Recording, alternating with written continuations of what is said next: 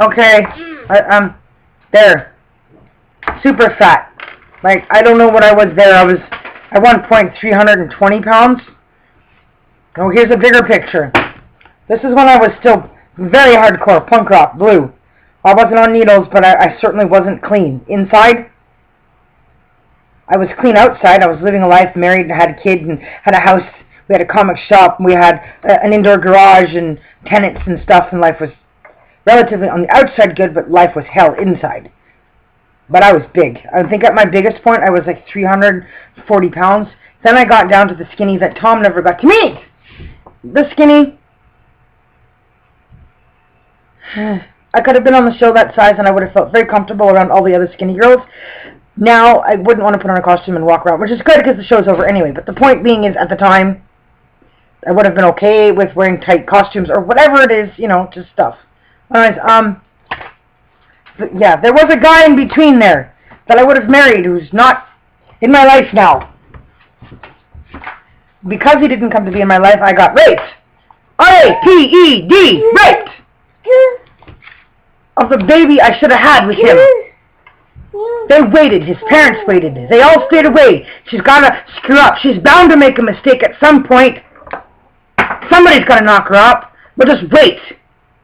1, 2, 3, 4, 5. Ha-ha! There's a baby! We don't have to give her one now. Our son doesn't have to knock her up. We don't want you in our family. Go away. Because I'm a religious? Because I'm a Christian. I am a Jehovah's Witness. I want to become successful at writing and live in Hollywood. I wanted to take your son and travel around the world and show him what love was. Now, I'm still owed that baby. Those kind of relationships are called love childs. I'm just not in the mood anytime soon because I'm still dealing with the shock of what it feels like to give birth to something you can't understand the violation of coming out of you on a moment's notice. She came out in a toilet bowl. In a shelter in a different town where I was staying to save money so I could pay the rent in my apartment in a different town. I didn't do anything wrong. I didn't break anything law-wise. I didn't do anything. So my reward for doing everything right in my life, by paying my rent, keeping my place clean, working, paying my bills, my reward for giving birth to a baby was to have it taken away from me. Now, I don't know how much money the government of Canada owes me for that mistake, for that crime in humanity against me. The money she's lost, she'd have enough for college fund already for what she could have earned with Malcolm in the Middle cast members. The Smallville deal where the baby could have been handed over to Chloe, and she went, ooh, it's a baby, and she's like, I know what to do with it, and walk away, and they have a christening on the show, and all this wonderful stuff. It didn't get to happen because I couldn't drive from my apartment in that town with my child to those people because these guys didn't want me to work. The bad people. No job allowed, no income allowed, no employment allowed. You can't have a baby, you can't be clean and be smart and good and educated and pay your bills and rent and do everything right. I'm supposed to pop pills and take morphine for life or something. I don't know what they're thinking. I don't know. Anyways, now she's broke. My mom's always broke. She spends every cent every 2 weeks. I'm leaving here with $900 in cash for gas to get to New Mexico with, and hopefully my music will play enough change while playing out there. And I got $4,000 worth of tattoos to sell, 1,000 of each kind, and $2 a piece, to get me to New Mexico and then to Hollywood where I need my stomach surgery, and I need $15,000 to pay for that, hopefully by the time I get there. When I'm in New Mexico, I'm hoping I'll be able to land executive producer for Supergirl 2,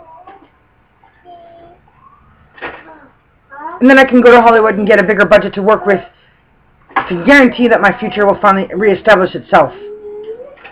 I don't know how to help the government of Canada or the social workers here. I don't know how to teach them how to do their job. Your job is to keep families together at all costs whenever possible. I'm not married to my mother. I'm not into incest. I'm not into having babies for other mothers, giving babies over and then walking away, leaving the babies there for 20 years because you're busy working, because I'm not a housewife or any of that stuff. I'm a career woman. And that's what happened. It's very incestual. It's very gross.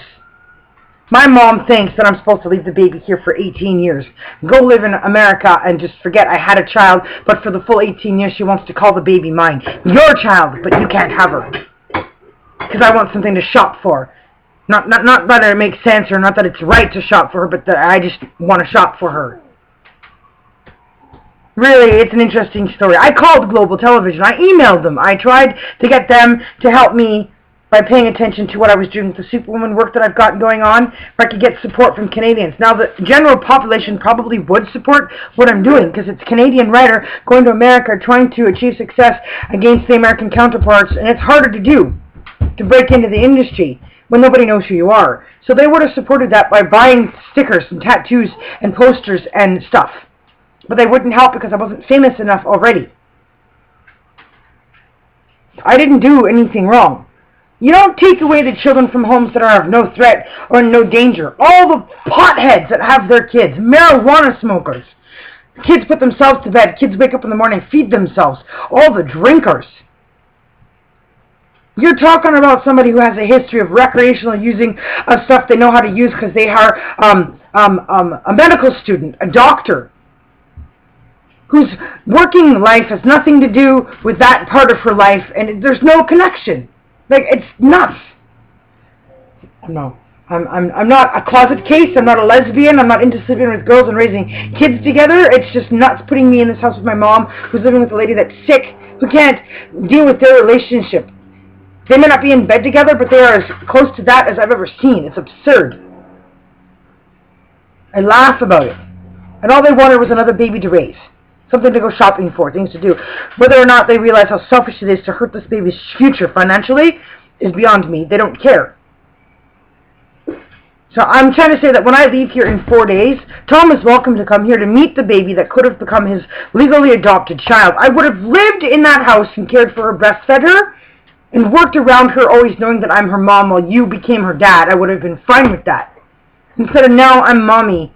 She's got rebonded with me. I'm a good parent. I'm good with kids. So it's tough. How do you do this after 2 years and still find a way to wean her onto the person that should have her? Once she was born, I had loved her from the moment I looked at her in the hospital as his, because she looked like his angel. I had to reapply for welfare. It's humiliating. I have a trucker's license. I can't drive truck because every guy I get in a truck with looks at me and they see woman, they see female, they see sex. I have literally been stranded in Cincinnati almost, on the side of the road in bad weather coming back to Winnipeg because I wouldn't sleep with the guy. I'm stuck. I can't use my license. It's not safe. You're talking about somebody that can make $100,000 a year. I have tons of job skills, and I haven't been able to use any of them because I keep being run out of the towns I try to settle into. I was born in Prince Rupert. I was up there for 8 months.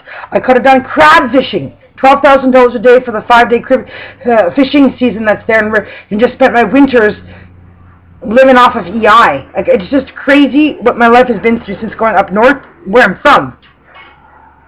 Muslims, the mosques, the Satan worshippers, the atheists. It's crazy. They want to win. They want people away from where they are, and they don't want certain good people in that area. I struggled to put through as much of it as I could. Now I'm back in Winnipeg, and I'm leaving, and the baby's going to be here. It's a good transition. It's a good time for him to come visit her without me here. Less complicated for her. Just get to know her, get comfortable with her and stuff.